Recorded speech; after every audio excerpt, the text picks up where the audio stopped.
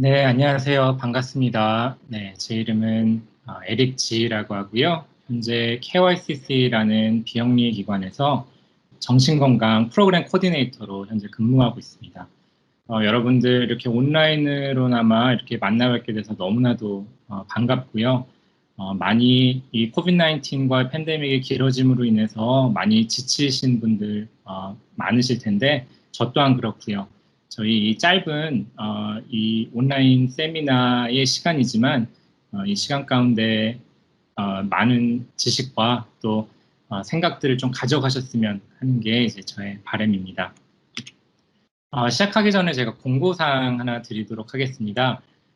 본 세미나는 일반적인 정보와 그리고 지식 이런 것들을 안내해 드리는 것이므로 정신건강 상담 서비스를 대체하는 것이 아님을 알려드립니다. 혹시라도 정신건강 문제가 발생할 때에는 미국 전화번호죠. 저희 상담 서비스 한라인에 지금 전화번호 나와 있는 것에 연락을 하시면 조언과 안내를 받으실 수 있으실 겁니다. 예, 오늘의 강의 목적입니다. 아까 전에도 설명을 해주셨지만 이 장기화되는 코비드-19 팬데믹 시대에 살아가고 있는 우리를 보게 되고요. 정말 불확실성과 정말 끝이 보이지 않는 이런 상황 가운데 저를 포함해서 많은 분들이 좀 무력감 그리고 또 다양한 그런 어떤 정신건강 문제를 겪고 있는 것을 듣게 되고 또 보게 됩니다. 본 세미나는 이러한 상황에서 보다 나은 어떤 삶의 질을 유지하고 또 건강한 삶을 좀 살아갈 수 있도록 효과적이고 구체적인 방법들을 논의하고자 이 강의의 목적을 세웠습니다. 강의의 내용은요, 이렇듯 그 삶의 질을 결정지을 수 있는 아주 중요한 요소로 자존감을 꼽을 수 있습니다. 그래서 자존감이 무엇인지 저희가 또 한번 살펴보고 자존감이 또 이런 정신건강과 저희의 삶에 미치는 영향을 한번 좀 살펴보도록 하고요. 또 그것에 대한 중요성도 살펴봤으면 합니다. 또한 이런 자존감을 유지하는 데 또 도움이 되는 그런 상상 방법들을 좀 저희가 살펴보고 어떻게 우리가 좀 건강한 삶을 영위할 수 있는지에 대해서 구체적으로 논의해 보고자 합니다. 저희가 그 강의 시작하기에 앞서서 제가 좀 간략하게나마 좀 설문을 해보려고 해요. 두 가지 중에 하나를 고르셔야 되는데요. 본인이 생각하시기에 자존감은 타고나는 것이다. 아니면 본인이 생각하시기에 자존감은 형성되고 유지하는 것이다. 한번 그 둘 중에 하나를 뭐 어떤 거는 뭐 이렇게 흙과 백으로 나눠질 수도 있겠지만 그래도 본인이 생각하시기에 가장 좀 자존감은 어떤 것이다 라고 정의할 수 있는 것을 그 두 가지 선택에서 한번 골라서 한번 답변을 해보시겠어요? 97.9%에 되시는 분들이 자존감은 형성되고 유지하는 것이다 라고 해주셨네요. 와, 감사합니다. 다들 답변해 주셨다시피 대부분의 분들이 생각하시는 것 같이 자존감은 형성되고 유지하는 것입니다. 그래서 이제 자존감은 어떤 기질과 같이 본인이 갖고 태어나는 것이라기보다는 계속적으로 저희 삶 가운데 유지하고 노력해서 지속적으로 갖고 가고 유지해야 되는 것이 바로 자존감이라는 거거든요. 자, 그렇다라고 하면은 저희 자존감이란 무엇인지에 대해서 한번 살펴보도록 하겠습니다. 그래서 가장 기본적인 정의는 이 자신을 어떻게 평가하는가가 바로 자존감입니다. 그래서 이제 영어로 보시면 이제 self-esteem이라고 하거든요. 그래서 self는 이제 뭐 자신, 뭐 아니면 스스로고요. 그다음에 esteem이라는 단어는 뭐 존경하다라는 의미를 갖고 있습니다. 그래서 자신을 높게 평가하는지 아니면 낮게 평가하는지에 대한 의미입니다. 그래서 이제 이런 자존감은 이제 숫자로 표현이 가능해요. 그래서 뭐 100점 만점 중에 본인의 자존감은 한 80점 정도 될 거고, 뭐 이것을 또 높이로도 또 표현이 가능합니다. 그래서 본인의 자존감이 높다, 아니면 자존감이 낮다, 아니면 자존감이 한 중간 정도다. 이렇게 또 표현하기도 합니다. 저희가 이제 더 나아가기 앞서서 자존감과 이렇게 자주 좀 혼동되는 용어들이 있습니다. 이제 그런 것들을 조금 짚고 넘어가기를 원하는데요. 저희가 일상생활에서 사용하는 단어 중에 자신감, 그다음에 자만심, 자존심 이제 이런 단어들이 있습니다. 이런 단어들이 가끔 자존감이라는 것과 이렇게 혼용해서 사용하는 경우들이 있어요. 첫 번째로는 이제 자신감 같은 경우는요, 이제 본인의 능력과 그 다음에 주어진 과업의 난이도를 상대적으로 비교한 개념입니다. 그래서 이제 본인의 능력이 과업의 난이도보다 훨씬 더 높으면 자신감이 있는 거죠. 네. 본인이 예를 들어서 뭐 강의에 과업을 받았습니다. 그 난이도가 유치원생들을 가리키는 그런 낮은 난이도다. 그럼 본인이 그보다 높다라고 생각하면 자신감이 있겠죠. 그에 반해서 난이도가 높고 본인의 능력이 작다라고 하면 이제 자신감이 떨어진다라는 그런 개념이겠죠. 두 번째로는 자만심입니다. 이 자만심은 자기의 능력을 지나치게 높게 평가해서 혹은 그 과업의 난이도를 지나치게 낮게 잡았을 때를 얘기합니다.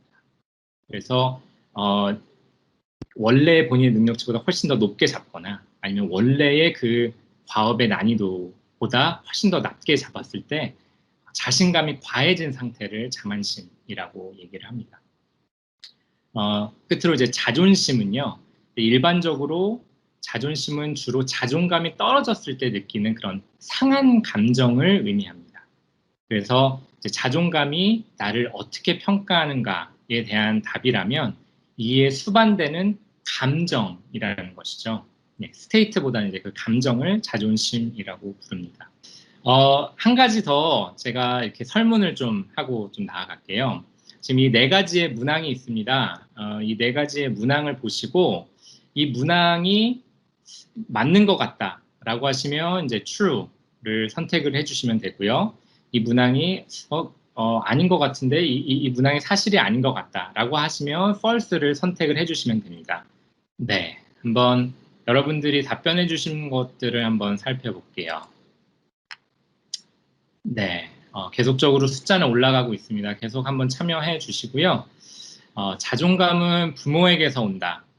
거의 한 60%가 맞다라고 하셨고, 그렇지 않다라는 분이 한 40%. 대부분의 분들이 자존감은 부모에게서 온다라고 답변을 해주셨고요.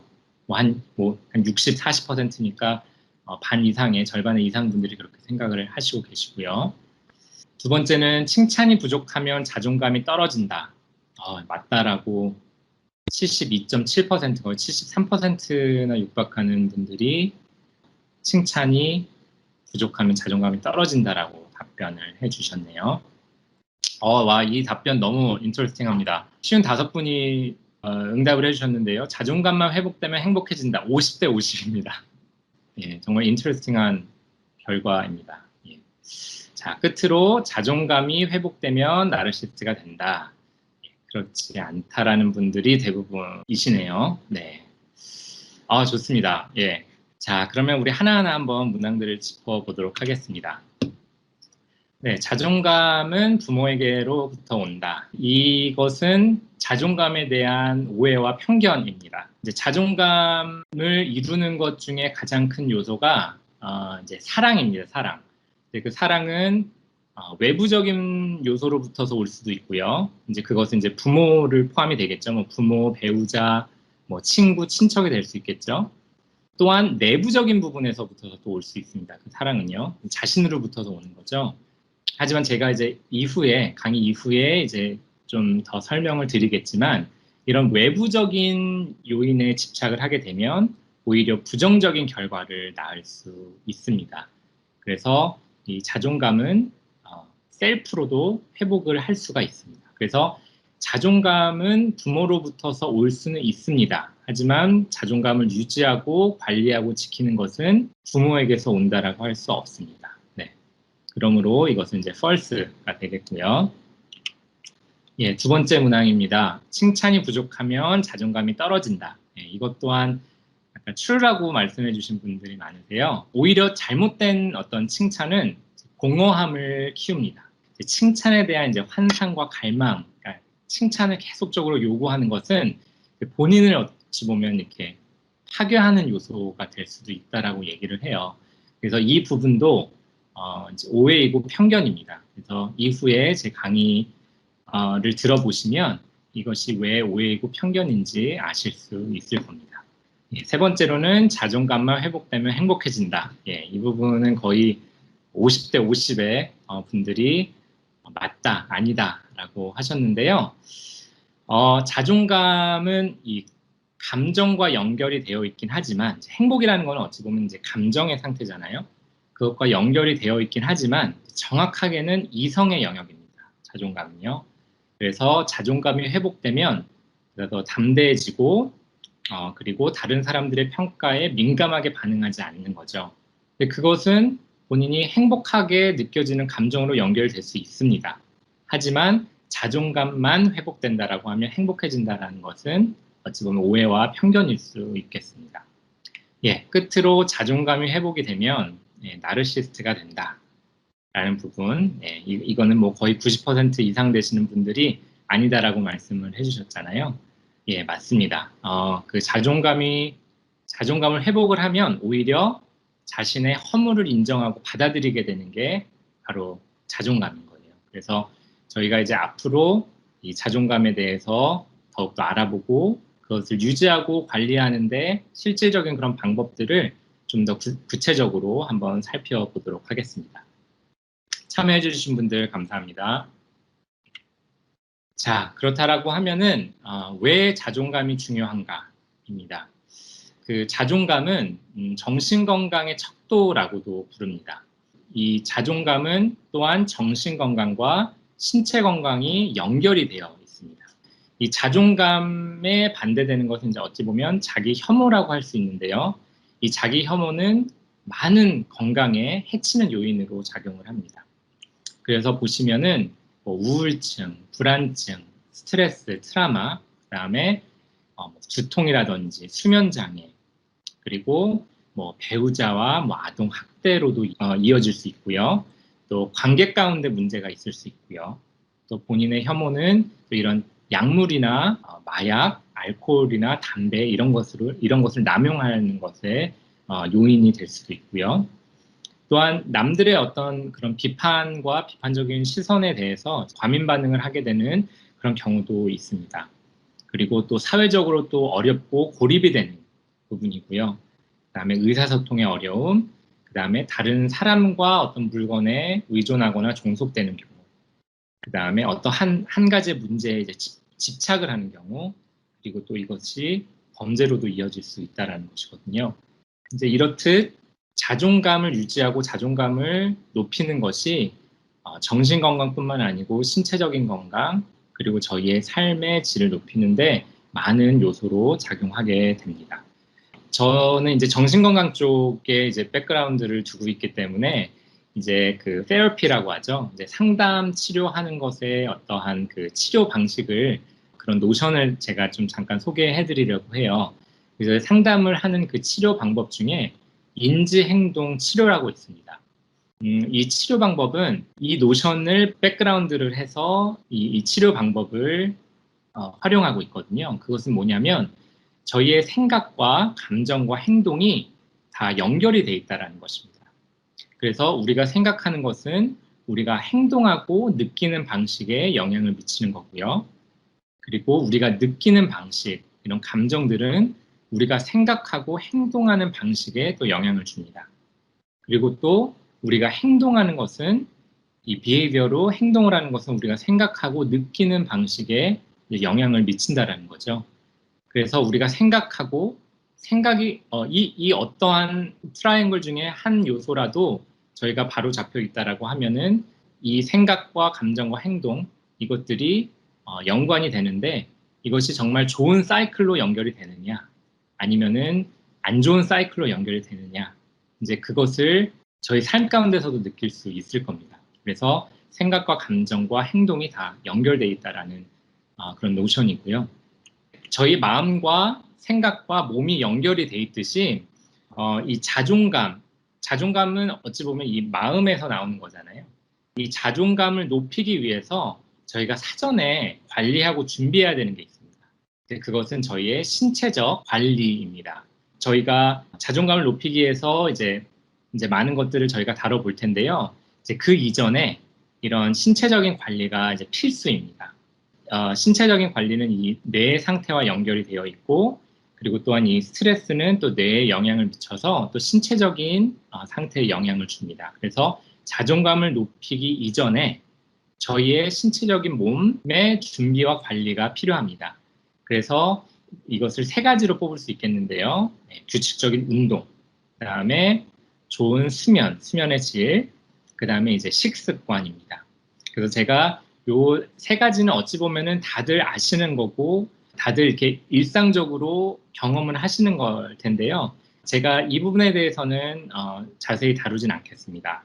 다음 주에 저희 세미나에 오시면 이제 자기 관리와 그런 건강한 상태, 마음을 유지하는 것을 실질적으로 저희가 또 세미나를 통해서 저희 이제 다음 타자이신 선생님께서 이제 강의를 해주실 거니까요. 또 다음 주에 오시면은 또 많은 도움이 되실 줄 믿습니다. 그래서 우선은 신체적인 관리와 준비가 우선 필요하고 그에 따른 규칙적인 운동, 수면, 식습관이 반드시 겸비돼야 된다는 부분 꼭 기억해 주시기 바랍니다. 자, 그렇다라고 하면은 자존감을 구축하는 방법을 저희가 조금 알아보고자 합니다. 자존감을 기반으로 하고 토대로 하는 것은 세 가지의 어떤 발판으로 삼을 수 있을 겁니다. 첫 번째는요, 인간의 본질적인 가치입니다. 네, 인간의 본질적인 가치가 회복되고 발견되어져야 된다는 부분이고요. 거기에 무조건적인 사랑, 그러니까 조건이 없는 사랑이 가미돼야 되는 거고요. 그 두 개가 완성이 된다라고 하면은 저희가 성장을 통해 자존감을 회복하고 자존감을 유지하고 자존감을 높일 수 있습니다. 이 자존감을 구축하는 방법이 1번, 2번, 3번이 순차적으로 진행이 돼야 된다는 부분을 말씀을 드리도록 할게요. 그래서 첫 번째는 인간의 본질적인 가치가 형성이 돼야 되고요. 그 다음에 두 번째로는 조건 없는 사랑이 충족이 돼야 되고요. 그 다음에 성장의 기로로 자존감을 회복하고 유지할 수 있다는 것이죠. 그러면 우리가 하나를 한번 다 요소들을 한번 살펴보도록 하겠습니다. 예, 첫 번째는 본질적 가치입니다. 자, 그 본질적 가치, 좀 어찌 보면 좀 생소한 단어고 어떻게 좀 받아들여야 될지 모르겠는데요. 이 본질적 가치라는 것은 단순히 인간으로서 갖고 태어나는 있는 그대로의 가치를 의미합니다. 그래서 자신이 다른 사람만큼 소중하고 중요하며 그리고 모든 사람이 인간으로서 갖고 있는 동등한 가치를 말합니다. 여기 지금 듣고 계시는 모든 분들이 가지고 계시는 가치예요. 예. 그것은 이제 갓 태어난 아기와 같이 정말 그 인간의 본질적인 자아는 지속적으로 발전하고 성장하지만 저희가 갖고 있는 그 가치, 그것은 근본적으로 완전합니다. 네. 하지만 그 갖고 태어나는 그 인간의 본질적인 가치가 시간이 지나고 이제 삶을 살아가면서 어떠한 외부적인 요인으로 그 가치가 더럽혀지고 감싸지고 덮여져서 보이지 않게 만들어져서 어떤 우리의 자아로 보여진다는 것이거든요. 그래서 외부적인 요인을 보게 되면 뭐 너무나도 다양합니다. 저희가 살아가면서 뭐 남들과의 경쟁이 있을 수 있고요. 또 본인의 어떠한 외모, 그 다음에 뭐 신체적인 조건, 그 다음에 본인이 갖고 있는 뭐 지능, 그 다음에 뭐 교육의 수준, 그 다음에 뭐 성별이 될 수도 있겠고요. 또 특히 또 미국에 사시는 분들이나 이거는 뭐 세계적으로나마 다 같겠지만 뭐 인종과 피부색으로 인해서 본인의 가치가 가려지는 경우도 있을 수 있겠고요. 뭐 창의력, 뭐 자기가 갖고 있는 어떤 소유물들, 그 다음에 또 살아가면서 하는 뭐 실수라든지 행동도 외부적인 요인이 될 수 있습니다. 뭐 이것은 가족의 문화가 될 수 있고 본인이 살아가고 있는 그 지역권, 그 나라의 어떤 문화가 될 수도 있겠고요. 또 이것은 뭐 부모의 성격, 신분 뭐 이런 것들도 외부적인 요인이 될 수 있고요. 본인의 성격도 형성이 된 성격도 외부적인 요인이 될 수 있고 뭐 배우자, 그 다음에 자산이라든지 그다음에 뭐 남들 간에 비교하는 것들, 그리고 남들이 자기를 어떻게 생각하는지, 이런 어떤 호감도에 따라서 또 이게 외부적인 요인으로 작용할 수가 있고요. 또 타인이 본인을 인정하는지, 그리고 또 거절하는지, 뭐 이런 외부적인 요소로 인해서 저희가 갖고 있는 이 본질적인 가치가 가려지고 더럽혀져서 저희의 자아가 만들어진다는 것이거든요. 그래서 이 자존감을 회복하고 유지하고 관리하는 데 있어서 가장 주된 목표는요, 이런 저희가 갖고 있는 이 본질적인 가치와 이 외부의 요인을 분리하는 것에 있습니다. 이 모든 이제 실질적인 어떠한 방법들이나 이런 것들은 조금 더 이후에 살펴볼 텐데요. 이 그래프와 이 다이어그램을 보시면 조금 더 이해가 되실 것 같아요. 외부적 요인과 나의 가치가 동일시될 때의 어떤 다이어그램입니다. 그래서 이 회색으로 되어 있는 부분이 사건과 어떤 성과를 의미한다라고 하면요. 이 까만색 줄로 되어 있는 것이 본인이 갖고 있는 그런 인간으로서의 본질적 가치입니다. 그래서 예를 하나 들어볼게요. 이제 제가 직장을 갔습니다. 하루를 시작합니다. 한 직장 동료가 저에게 얘기합니다. 오늘 입은 옷 정말 멋있다.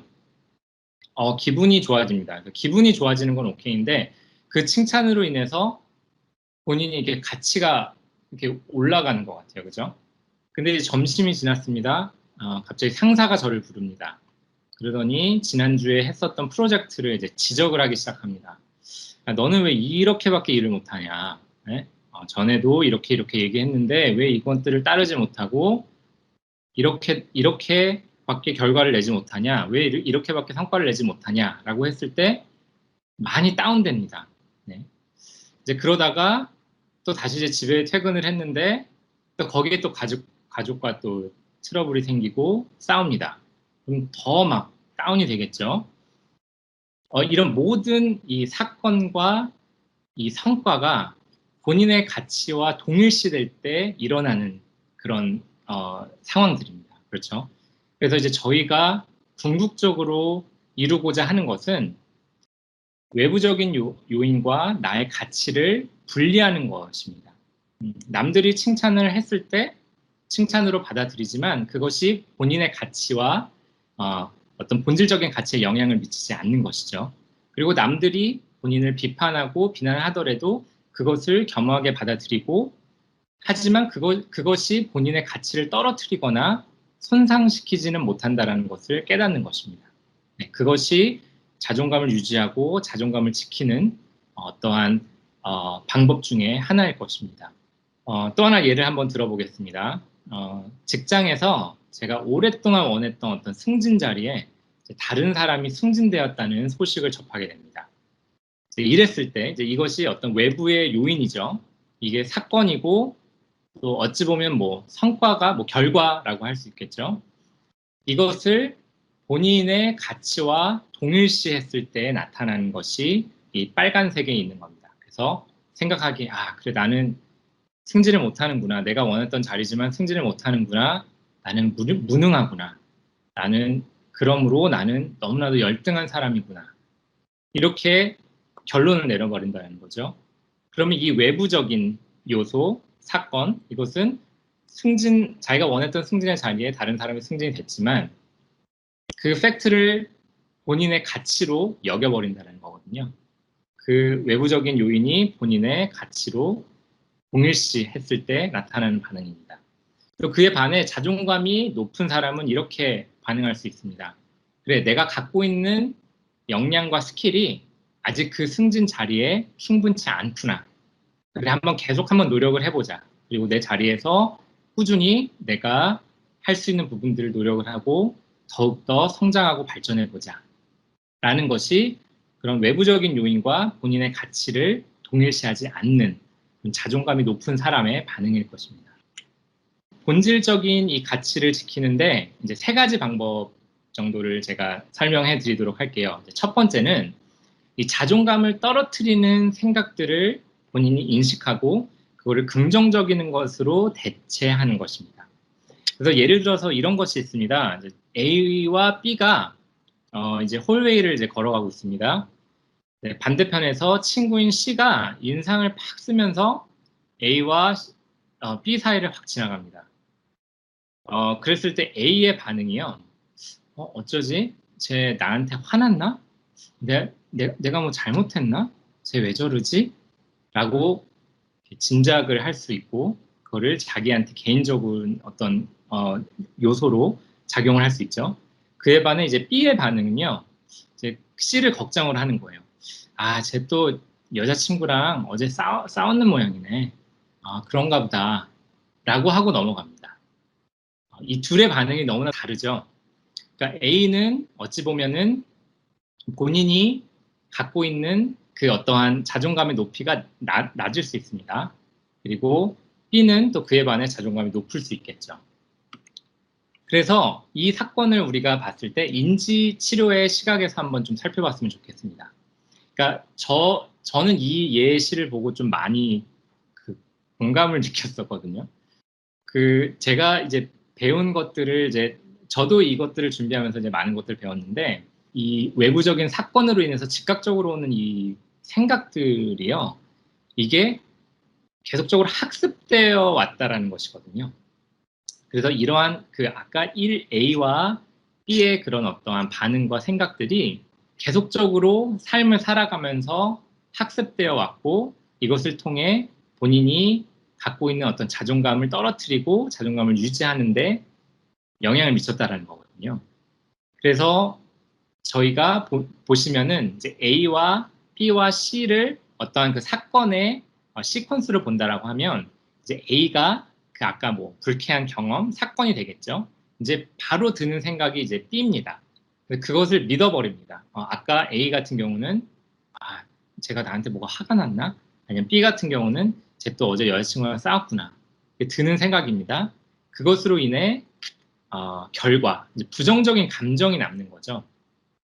그래서 대부분의 사람들이 이제 A, 이제 이 외부적인 요인 혹은 사건이 C, 결과를 낳는다라고 생각을 하지만, 정말 현실은 B가 많은 부분을 영향을 줍니다. 이 드는 생각인 거죠.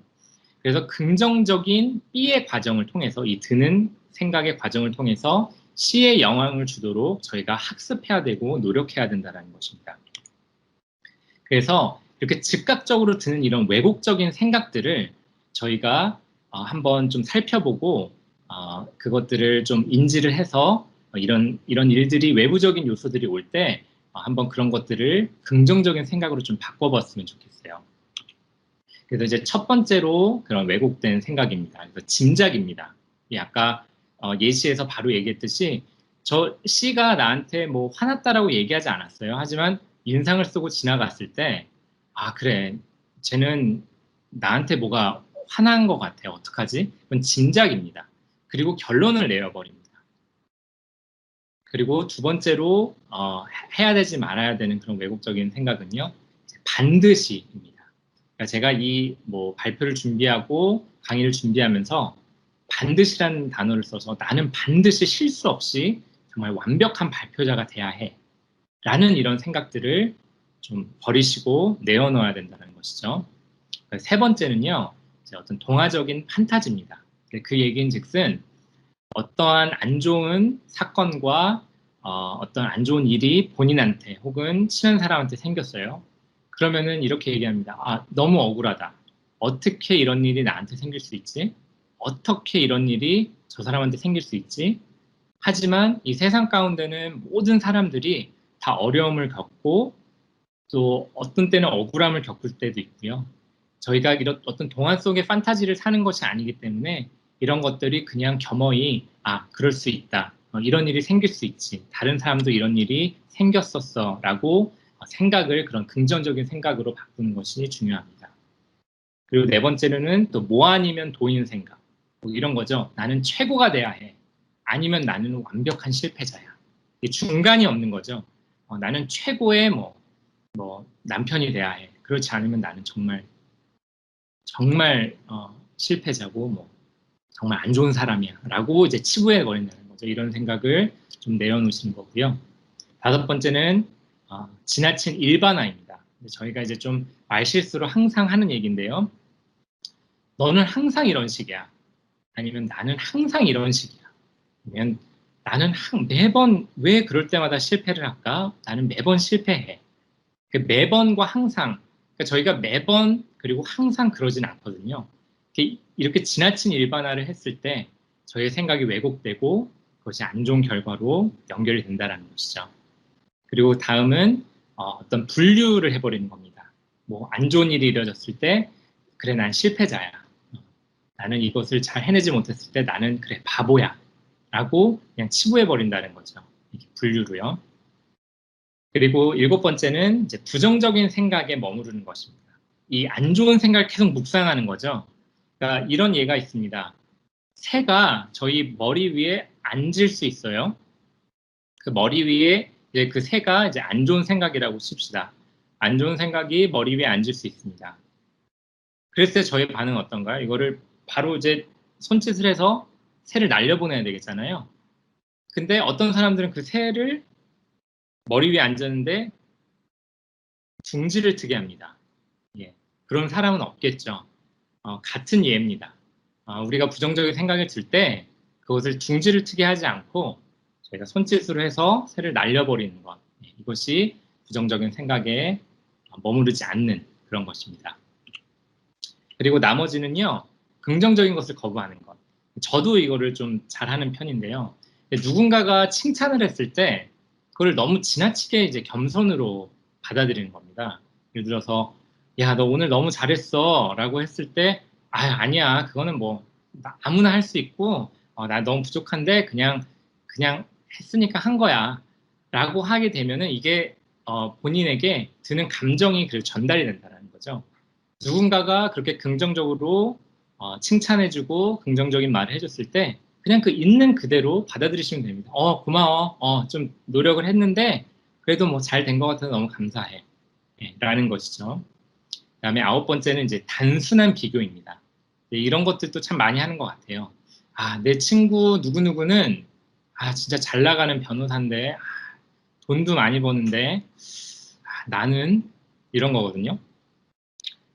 그거는 너무나도 그 친구가 겪고 있고 그 친구가 했었던 노력과 그 친구가 겪는 어려움과 모든 상황들을 배제하고 그런 단순 비교를 한다라는 것도 왜곡된 생각인 거죠. 네.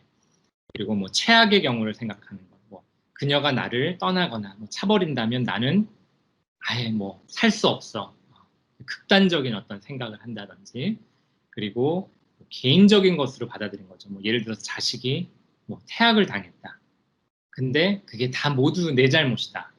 근데 자식이 태학을 당했었던 것들은 많은 어떠한 또 뭐 외부적인 요소도 있을 것이고 상황도 있을 것이고 설명이 필요할 텐데 자식이 태학 당했다는 것 자체가 모두 다 내 잘못이다라고 왜곡해버린다라는 것. 그런 것들을 버려야 된다라는 것이고요. 남 탓이 또 있겠죠. 이제 그녀 때문에 혹은 그 때문에 내 인생의 인생과 자존감이 바닥이야. 아니면은 부모 때문에 내가 이렇게 사는 거야. 뭐 아까 뭐 그 자존감이 부모로부터서 온다라는 분들이 이제 많은 분들이 그렇다라고 대답을 해주셨는데요. 이제 남 탓하는 것으로 인해서 본인이 갇혀서 이 자존감을 회복하고 유지하지 못하는 경우들이 많다라는 것이죠. 끝으로는 감정을 사실로 만들어 버리는 겁니다. 그러니까 내 자신이 가치 없이 느껴진다라고 해서 나는 가치 없는 사람이 돼버리는 거죠. 이렇게 감정적인 것을 사실로 만들어 버리는 것은 이 본인이 갖고 있는 이 본질적인 가치를 훼손하고 또 외부적인 요인으로 덮어서 본인이 갖고 있는 자존감을 떨어뜨리게 만드는 그런 요소입니다. 그리고 끝으로는 요 문장을 조금 생각하시면 좋을 것 같아요. 비록 점점점 그럼에도 불구하고 예를 들어서 비록 난 그 사람에게 차였지만 어떤 외부적인 요인 사건입니다. 그럼에도 불구하고 나는 여전히 가치 있는 사람이야. 그럼에도 불구하고 내 가치를 지키는 문장. 비록 나는 그 자리에 승진을 하지 못했지만 그럼에도 불구하고 나는 계속적으로 노력하고 발전하는 사람이야.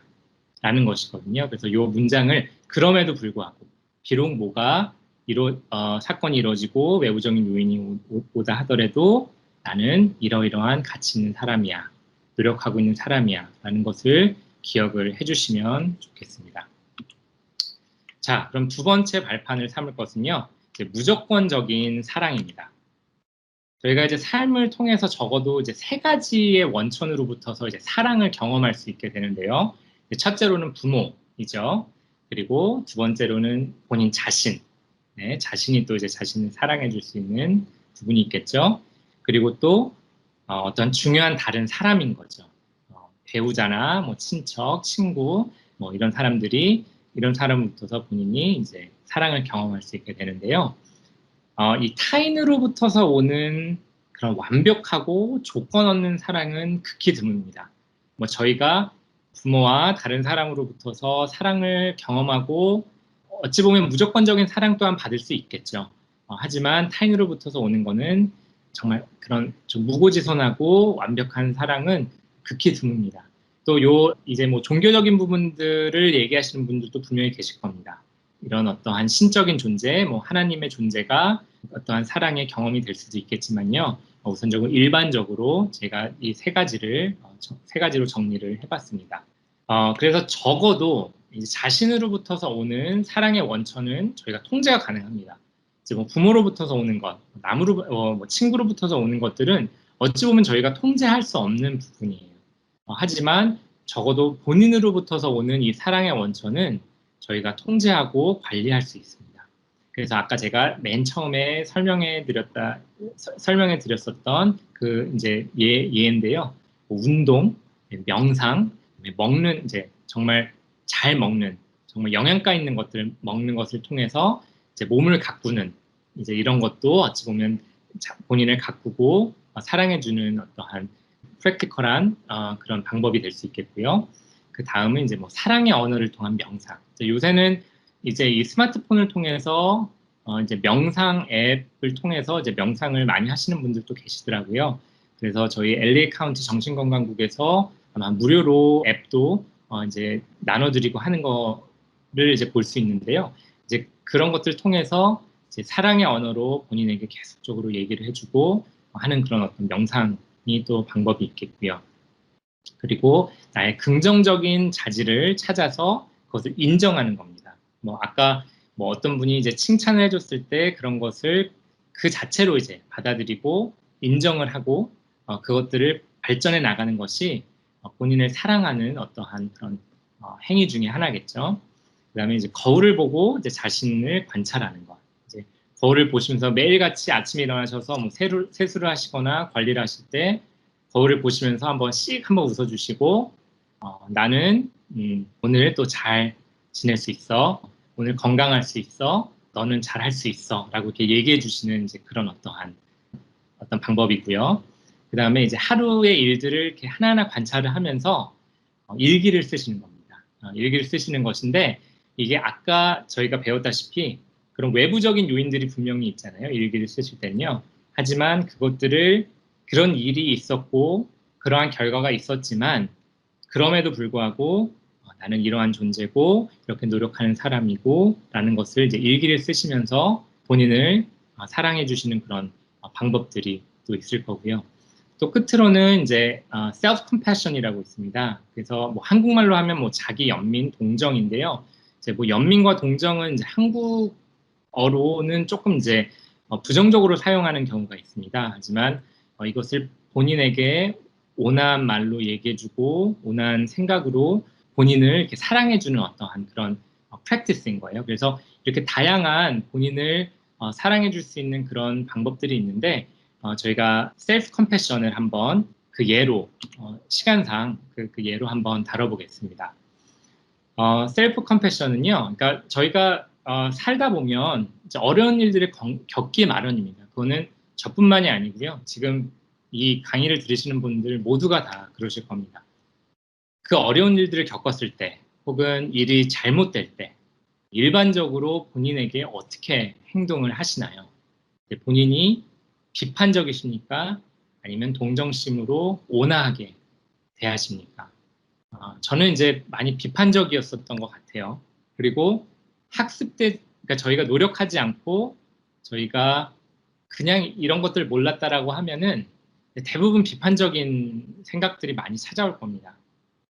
하지만 이 셀프 컴패션을 통해서 조금 더 본인을 동정하고 온화하게 대하는 방법인 거죠. 그래서 첫 번째는요, 이 어려운 일을 겪었을 때 이 지금의 힘듦, 어려움들을 인식을 하는 겁니다. 지금 내가 겪고 있는 시간이 참 고통스럽구나. 지금 뭐 팬데믹이고 이 시간이 너무 고통스럽구나. 이거는 너무 많이 힘드네. 지금 이 자체, 이 힘듦의 자체를 그냥 인식을 하시는 거고요. 그 다음으로는 모든 사람들이 겪는 것임을 인식하는 겁니다. 예를 들어서 사람들이라면 누구나 다 힘들다. 그리고 이 팬데믹을 겪고 있는 모든 사람들이 미국뿐만 아니고 이 인류의 모든 사람들이 지금 다 겪고 있는 힘듦이다 라는 거죠. 내가 지금 겪고 있는 것이 많은 다른 사람들도 겪는다라는 것을 이렇게 연관시켜서 생각을 하는 거죠. 그리고 끝으로는 자신에게 온화하게 대하는 겁니다. 예를 들어서 이러한 힘듦을 겪어도 나는 여전히 가치 있는 사람이야. 그리고 지금 너무 힘들고 고통스럽다. 하지만 계속 시도해보자. 계속 좀 잘해보자.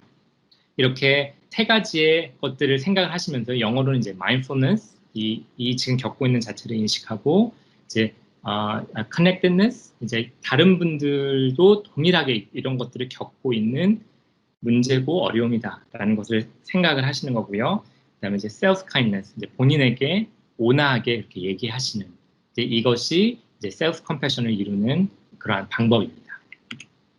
자, 이제 끝으로는 인간의 본질적인 가치가 이 외부적인 요인으로부터서 또 분리되어서 이 가치를 지키고 또 그 이후에 또 저희가 본인을 통해서 혹은 뭐 그게 이제 다양한 어떠한 방법들을 통해서 어떤 무조건적인 사랑을 조건 없는 사랑을 경험을 하고 난 이후에는요 그 두 발판을 삼아서 성장으로 나아갈 수 있을 것입니다.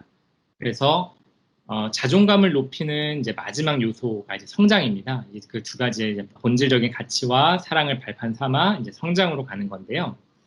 이 본질적인 가치에 남아있는 이 먼지들을 닦아내서 더욱더 밝고 빛나게 하는 것이 이 성장의 과정입니다. 예. 하지만 이 성장은 끝나지 않고 지속적인 과정이에요. 그렇기 때문에 저희가 이 성장의 과정에서는 어떠한 경쟁이나 남들과의 비교가 아니고요. 본인의 삶의 과정과 페이스에 맞게 선택을 하시면 되는 겁니다. 네. 그래서 이 성장의 스테이지에서는요, 마치 이제 산을 오르는 것과 같다라고 얘기를 합니다. 그래서 이런 본질적인 가치, 그리고 사랑의 기반으로 해서 확고한 발판을 삼아서 이 성장을 이룰 수 있도록 자신감 있고 또 즐겁게 오를 수 있는 그것이 바로 성장의 과정입니다. 그래서 이 성장의 과정 가운데 한 두 가지 방법 정도를 제가 간략하게 좀 소개해 드리려고 해요. 첫 번째는 본인이 완벽하지 않다라는 것을 인정하는 것입니다. 여기 나와 있는 문장처럼 나는 완벽하지 않지만 그래도 성장과 관련된 문장이죠. 나는 완벽하지 않지만 그래도 나는 지속적으로 끊임없이 성장하고 발전하고 있어. 나는 완벽하진 않지만 그래도 노력하고 있어. 꾸준히 노력하고 있어. 그리고 나는 완벽하지 않지만 그래도 내 가치는 무한하고 노력하는 모습들이 정말 대견해. 내가 봤을 때 너무 대견해.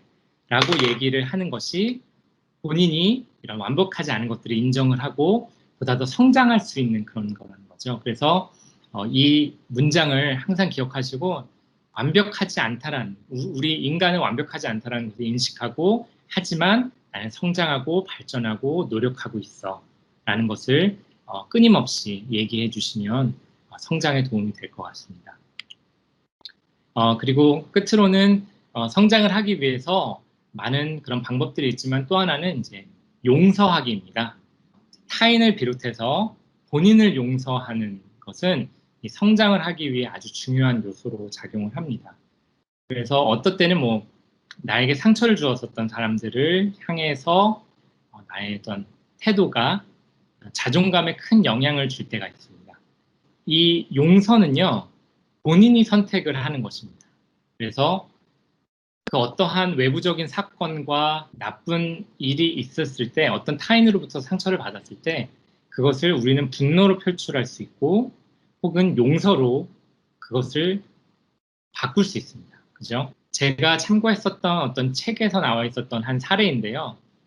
한 아이가 이제 정신건강을 겪고 있는 부모 아래서 자랐습니다. 이제 그로 인해서 다른 이제 그 파스터 케어라고 하죠. 이제 위탁 가정에 이제 본인이 가게 됐어요. 이제 친부모들이 본인을 양육할 수 없기 때문에 그래서 이제 거기를 그 위탁 가정을 갔는데도 불구하고 거기서 또 어뷰스를 당합니다.